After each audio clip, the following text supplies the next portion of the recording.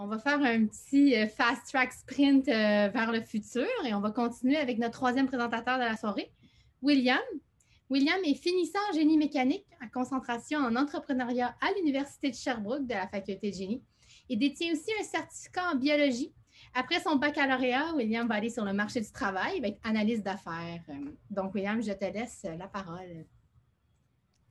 Bonjour à tous et à toutes. Est-ce que vous m'entendez? Merveilleux. Alors, comme Liane a si bien dit, on fait vraiment un voyage vers le contemporain. On fait un voyage en 2020. Donc, moi, je vais vous parler du projet Breath Here, qui est un projet de respirateur artificiel qui a été fait l'année dernière. Donc, plus spécifiquement, c'est un respirateur qui a été fait en 7 jours.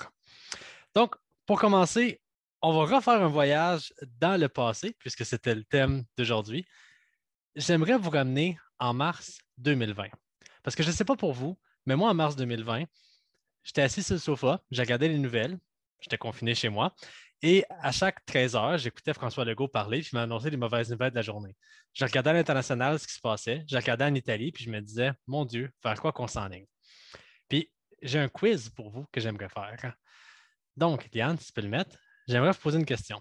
En mars 2020, quelle était, à votre avis, la probabilité que l'on manque des respirateurs au Québec comme en Italie?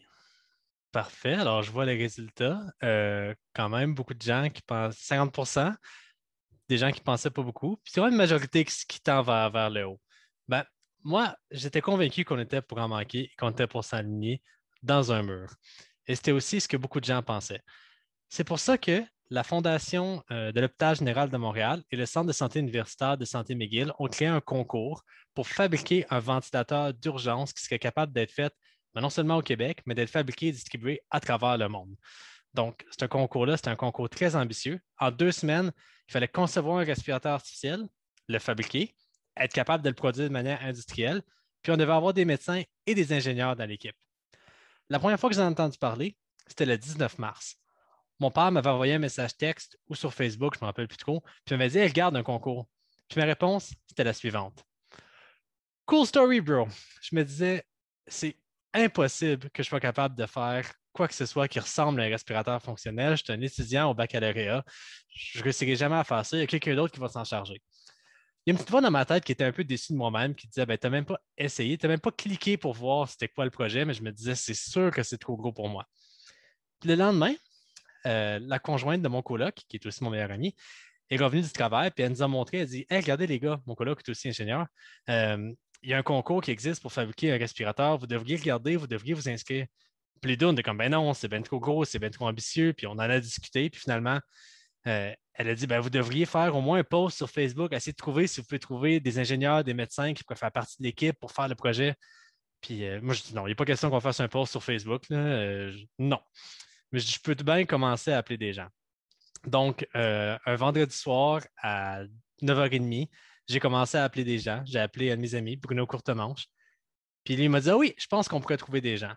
Et ça a débuté la semaine où j'ai le moins dormi dans ma vie, la semaine suivant le respirateur. Donc, le vendredi soir, on commençait à avoir des idées. Le samedi, on recrutait les gens. On découvrait ça mange quoi en hiver un respirateur. On explorait des idées de design le dimanche. Puis du lundi au jeudi, on faisait la conception. Puis le vendredi, on le fabriquait. C'était vraiment une course extrême. Puis ce qu'il faut comprendre là-dedans, c'est qu'on était une équipe, oui. On était entre 15 et 35 personnes selon le moment du projet. Là. Ça bougeait beaucoup. Il y a des gens qui venaient, qui partaient, des nouvelles personnes qui arrivaient. Il y en a qui venaient juste pour apporter une idée, un morceau, puis qui repartaient après. Puis il y en a d'autres qui étaient là sans relâche. Mais tous ces gens-là, ils travaillaient. Il y avait des jobs, il y avait des familles, il y avait des responsabilités. Dans beaucoup de cas, ils travaillaient à temps plein. Il y avait des professionnels de la santé qui travaillaient dans le domaine hospitalier. Ils étaient occupés, ils étaient débordés, mais ils trouvaient quand même du temps pour venir aider dans le projet. Ce qu'il faut comprendre aussi, je vais vous mettre une question pour vous mettre en contexte. Un respirateur, c'est pas simple. Donc, le prochain quiz, c'est pour vous demander si vous connaissez ça, vous, des respirateurs. Puis, je vais être un peu technique. Je vais vous demander comment mesurer la pression dans un respirateur. Ah, donc beaucoup de gens qui répondent des PSI, beaucoup de gens des kilopascal, quelques personnes qui ont répondu des alligators par seconde et quelques-uns des centimètres de H2O. Je tiens à dire que personnellement, j'étais dans le champ des alligators par seconde et c'était le cas de la majorité de l'équipe. On n'avait aucune idée c'était quoi un respirateur. Donc, il y avait une personne dans l'équipe qui savait vraiment ce qu'il faisait au niveau de l'équipe de conception, qui savait c'était quoi un respirateur. Le reste, on a complètement découvert à zéro. Puis ce qui était intéressant là-dedans, c'est que nous, on est retourné dans le passé quand on l'a fait. Donc, on s'est vraiment demandé comment ça fonctionnait un respirateur à l'époque, pourquoi c'est des centimètres de H2O. Puis la raison pour ça, c'est qu'on mesurait la pression en mettant dans une colonne d'eau, littéralement, de l'air, puis en mesurant l'eau qui se déplace, tu peux savoir la pression. Donc, on s'est dit, ah, c'est cool, c'est des colonnes d'eau. Puis on s'est dit, si on veut faire quelque chose de simple, on pourrait utiliser un mécanisme qui utilise de l'eau. Donc, vous voyez dans la photo à droite, il y a un gros baril bleu, mais le baril bleu, il est là. Peut-être qu'il faut que je bouge mon truc là. Mais le baril bleu était là pour ramasser l'eau qui coulait de nos tuyaux parce qu'on avait des dégâts d'eau constants dans le premier prototype qu'on a fait, qu'on avait fini d'assembler le vendredi à 4 heures du matin. Donc, c'était vraiment toute qu'une bébite, mais la raison pourquoi on l'a fait comme ça, c'est qu'on se disait on a une pénurie de respirateurs, les fabricants ne sont pas capables de fournir, il y a des pays qui ne seront jamais capables de fabriquer un produit high-tech.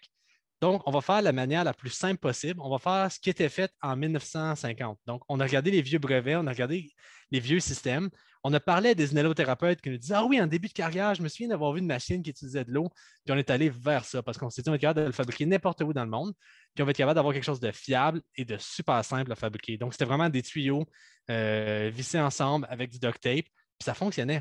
On avait une coupe de valves aussi, mais on n'avait pas d'électronique fancy parce qu'on s'était dit en 2 semaines, être capable de faire un système avec lequel on serait à l'aise de mettre la vie de quelqu'un, c'est pas vrai que c'est faisable. C'est pas vrai qu'on pourrait bien dormir la nuit avec ça. Quand Apple sort un nouveau produit, un nouveau iPhone, quand Microsoft sort une nouvelle copie de Windows, il y a des bugs partout. Bon, c'est pas acceptable qu'il y ait un bug dans un respirateur. Donc, en 2 semaines, ça se peut pas. Mais ce qu'on avait fait, c'est un circuit mécanique super simple. Donc, à gauche, on voit le petit vidéo, mais on était capable de faire gonfler puis dégonfler un ballon le 26 mars. Le 27 mars, on avait un respirateur d'assemblée. On faisait les premiers tests avec les inhalothérapeutes, les infirmières puis les médecins. Le lendemain, on avait réussi à enlever le baril d'eau. Donc, on avait les colonnes, on avait rajouté les étiquettes. On faisait vraiment un cycle de développement conjointement avec les gens qui étaient là. Donc, au fur et à mesure qu'ils nous disaient ça, il faudrait ça. Ça, il vous manque une alarme. Ça, le texte n'est pas assez gros, c'est dur de lire. On se mettait à jour. Ce qui a fait qu'on n'a jamais vraiment arrêté. Puis, en continuant, mais 15 jours plus tard, après avoir commencé, donc le 4 avril, on a commencé le 20 mars, on avait notre prototype V2. Donc, lui, il avait toutes les alarmes, tous les gadgets nécessaires pour fonctionner. Et c'était vraiment un ventilateur de base qui fonctionne pour la COVID-19. C'était le respirateur de la dernière chance. Donc, il était autonome en alimentation électrique, il était capable d'arrêter de fonctionner. Il y avait toutes les alarmes requises pour fonctionner. Mais c'était vraiment un respirateur d'urgence. Donc, j'essaie de regarder. Ouais. Le 7 avril, par la suite, l'équipe de Brett Here, on était choisi parmi les 10 équipes finalistes du projet. Donc, il y avait 1029 équipes, plus de 2000 participants de 94 pays différents. Donc, on était vraiment content de se faire sélectionner là-dedans. Ce qu'il faut comprendre, c'est que par la suite, on n'a pas gagné le concours. Mais le concours s'est un peu évaporé aussi. Parce que si on regarde la petite statistique que j'ai trouvée, c'est un article du 4 avril du Devoir, c'est 2 des 40 000 ventilateurs que le gouvernement fédéral a achetés qui ont été envoyés aux provinces parce que les provinces n'en ont pas besoin. On a d'autres traitements maintenant pour la COVID. On a d'autres façons de soigner les gens. Les respirateurs, c'est vraiment pas ce qui est idéal. Donc, finalement, nous, à la base, on s'était dit le meilleur scénario possible, c'est que nos respirateurs, même si sont les meilleurs au monde, ils ne soient pas utilisés. On ne voulait pas se rendre jusque-là. On ne voulait pas se rendre à avoir nos machines qui étaient utilisées pour les gens. Mais on s'était dit, dans le pire des cas, on va être là, puis nous, on se à l'aise de mettre les membres de notre famille sur ces machines-là. Mais c'était vraiment toute qu'une aventure.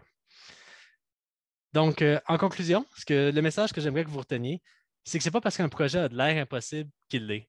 Je pense qu'il faut vraiment oser essayer. Il faut avoir des gens, des amis, des colocs qui vous disent non, non, non, essaye, fais quelque chose, abandonne pas avant même d'avoir commencé.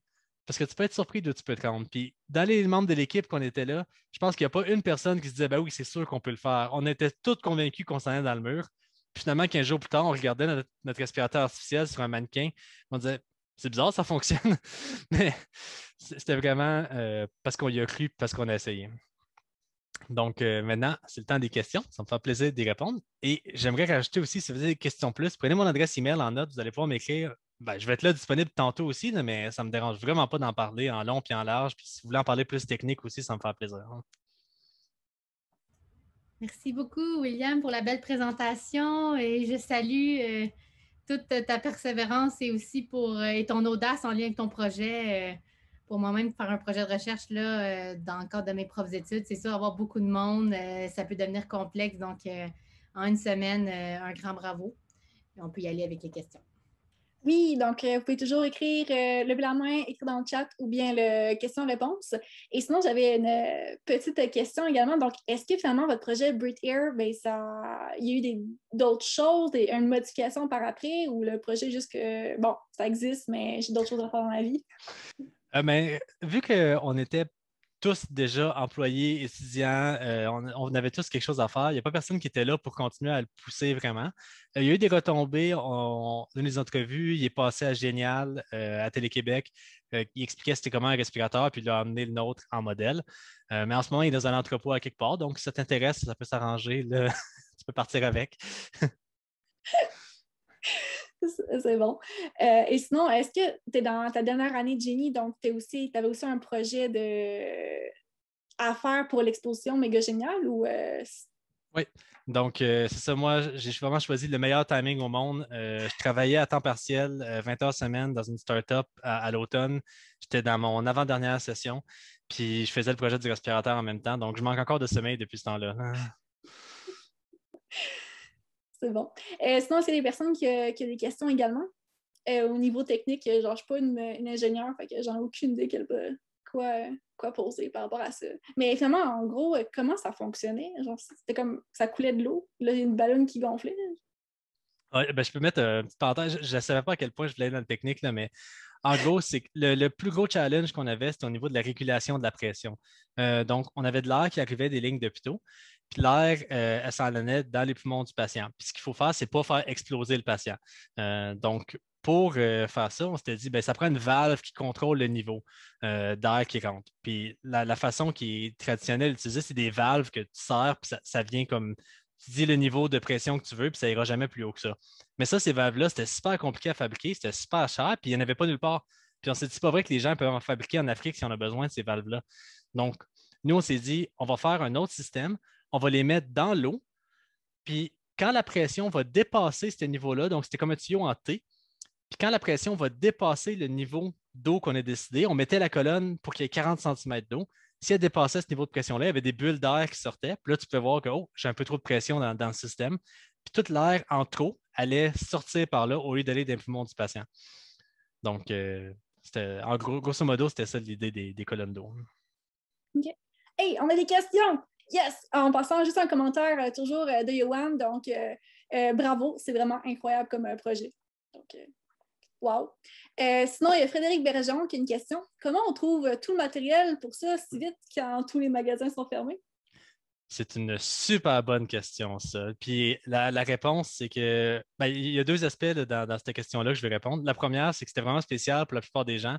Je ne l'ai pas enseigné dans la présentation, mais la plupart des gens de l'équipe, on ne s'est pas rencontrés en vrai pour vrai. Il y en a quelques-uns qui se sont rencontrés pour faire l'assemblage final, mais sur les 20 personnes qui étaient dans l'équipe, la plupart, c'est qu'après avoir de se reconnaître dans la rue s'ils se croisaient.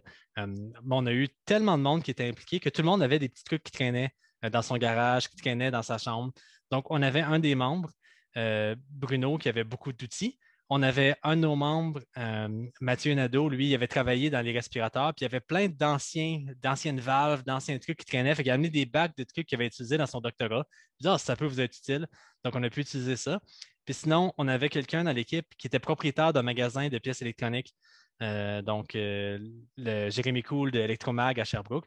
Puis lui, il nous a ouvert l'entrepôt pour qu'on soit capable d'aller chercher des pièces. Donc, on allait juste se servir dans les pièces qu'on avait besoin pour le faire. Hein. Ah, c'est vraiment chouette. Pas vrai, là? On a utilisé de l'équipement de plongée puis de l'équipement de soudure aussi pour les valves de régulateur. C'est bon. Est-ce qu'il y a d'autres personnes qui ont des questions? De Alan Wangstrang. Es-tu devenu giga populaire à la suite du concours? Je me souviens avoir été épatée par cette création. Non, je pense pas, mais encore là, ça me permet de faire des événements comme aujourd'hui. Puis j'en ai fait quelques-uns d'autres aussi. Là. Fait que moi, j'ai bien aimé ça. Puis je me dis, si ça peut motiver des gens à faire ça, tant mieux. Là. Parce que c'est vraiment fou en peu de temps, genre un gros projet comme ça qui est arrivé. Là. Moi, j'aurais peut-être une question. Encore merci, William. Puis là, peut-être je vais sortir un peu hors contexte de ton projet, mais tu sais, comme tu l'as dit un peu plus tôt, tu as quand même passé une grande partie de ton temps, dans ton temps limité, on peut dire ça, en lien avec ta conception. Mais dans ta conception, tu me diras si je me trompe, mais tu as sûrement été screené sûrement la littérature et les avis des cliniciens. Quand le Oui. COVID a commencé, bien, moi aussi, je suis un peu dans le sujet avec le COVID puis les soins critiques. On voyait beaucoup les respirateurs qui permettaient, étant donné qu'il y avait une pénurie de respirateurs, on avait les respirateurs qui permettaient, si je peux dire le langage vulgarisé, plugger plusieurs patients sur le même respirateur. Donc, un respirateur pour différents patients. Toi, est-ce que c'est une avenue que tu as envisagée ou tu l'as regardé un peu dans la littérature puis tu te dis, oh non, ça c'est carrément le jour et la nuit, puis c'est un autre niveau qui vient chercher ailleurs, puis qui ne fitait pas avec moi, qu'est-ce que je voulais faire? Ou tu n'en as pas entendu parler? La particularité, on a vu des gens qui le faisaient, puis nous, on s'était dit, c'est cool ça, mais on va s'enligner vraiment pour quelque chose. Notre respirateur était vraiment pas cher par rapport à un respirateur normal, puis il était vraiment facile à fabriquer. Donc, on s'est dit, il n'y a pas de raison pour qu'il ne puisse pas en avoir un par patient, par chambre. Puis, on a vraiment été influencé beaucoup par ce qui se faisait au CHUS ici. Donc, il nous parlait des préparations. Il nous disait, ben, on aimerait ça, isoler les patients dans des salles, puis on aimerait ça amener des lignes d'air dans toutes les salles. Donc, eux autres, ils nous avaient dit, au pire aller, on va passer des lignes dans le plafond pour avoir une alimentation en air comprimé puis en oxygène dans les salles en tant que telles où il y a des patients. Parce qu'il y avait beaucoup de respirateurs qui pouvaient fonctionner avec des bonbonnes d'oxygène, avec des bonbonnes d'air, tout comme ça. Puis nous, on s'est dit, c'est cool ça, mais on s'en ira pas là-dedans. Il y avait déjà plein de monde qui travaillait pour des machines comme ça. Puis on s'est dit, il y a des gens qui travaillaient avec des genres de machines qui serraient des masques, là, des back valve masques, là. Puis on s'est dit, ben, il y a déjà tellement de monde qui en font, on ne touchera pas à ça pantoute. Nous, on va s'en aller vers quelque chose que tu peux vraiment brancher dans un compresseur, dans une ligne d'oxygène, puis que tu vas pouvoir mettre à chaque patient individuel. Le compromis qu'on a fait, par contre, pour ça, c'est qu'on avait un iPad qui permettait de lire les différentes données du respirateur. Donc, pendant un bon bout, tu étais attaché avec du duct tape sur le respirateur, mais on a fini par émettre un mount qui avait un peu plus d'allure. Mais cet iPad-là, tu pouvais partir avec, il était sans fil. Donc, tu pouvais le sortir de la chambre du patient, puis tu pouvais, en tant que clinicien, en tant qu'infirmière ou une allopthérapeute, tu pouvais regarder les signes vitaux du patient à l'extérieur de la chambre. Donc, tu n'es pas obligé d'enfiler une combinaison puis un masque, tout ça, pour aller vérifier les signes vitaux du patient. Tu peux le voir à distance. Donc, c'était le compromis qu'on avait fait pour la gestion des patients. Sinon, en passant, on a une autre question. Une petite dernière avant une prochaine présentation. Est-ce que n'importe quel pays pourrait avoir accès aux technologies de Breathe Ear? Comment ils peuvent savoir que ça existe? OK. Fait que ça, c'est une excellente question. La réponse officielle, c'est que nous, dans le fond, on a comme cédé les droits de cette technologie-là au concours, qui était un organisme qui était créé par le Centre de recherche de l'Université McGill et la Fondation de l'Hôpital général de Montréal. Eux, par la suite, dans les top 10 des finalistes, ils ont choisi un top 3. Puis du top 3, ils ont choisi un top 1. Puis le top 1, il a été choisi en décembre dernier, donc ça s'est vraiment étiré longtemps. Puis eux, les designs, les plans sont disponibles sur Internet à tout le monde. Donc, tu peux juste aller t'inscrire sur le site du Code Live Ventilator Channel. Puis tu vas voir le ventilateur qui a gagné le concours, qui est un ventilateur qui a beaucoup plus de composantes électroniques que nous. Puis ce qui a été notre gros avantage et notre gros désavantage en même temps dans ce concours-là, c'est que nous, on s'est dit, ça prend les respirateurs en 2 semaines. We got you. Fait qu'on a fait un respirateur en 2 semaines, alors que les autres, je ne veux pas les rabaisser, mais ils n'étaient pas prêts après 2 semaines. Mais vu qu'il dit, ah, ben finalement, c'est pas si urgent, c'est pas si urgent, il n'arrêtait pas de repousser les dates. Puis les gens qui avaient choisi une solution électronique, ils pouvaient faire des mises à jour informatiques sur leur système. Ils pouvaient faire des mises à jour électroniques sur leur contrôleur. Puis ces mises à jour-là rendaient leurs produits meilleurs, puis ils étaient capables d'ajouter des fonctionnalités. Donc, ils étaient capables quasiment de copier des respirateurs commerciaux. Alors que nous autres, c'est resté un respirateur d'urgence, puis il n'a pas évolué dans le temps parce que nous, c'était des pièces mécaniques. Donc, on a choisi la voie de la simplicité, mais ça nous a limité en termes de fonctionnalité. Puis aujourd'hui, si tu me demandes, préfères-tu être avec un respirateur haut de gamme avec 15 fonctions ou le mien, je préférerais prendre celui haut de gamme. Je vais survivre plus longtemps. Mais à l'époque, quand tu me dis si tu as le choix entre on te laisse traîner dans le corridor ou on te met sur le respirateur, ben, je vais prendre le mien. Merci. Ben, merci, William, pour la belle présentation. Aussi, bonne continuité dans tes projets. On n'a pas de doute que tu vas être capable de mettre tes futurs projets d'ingénieur à terme.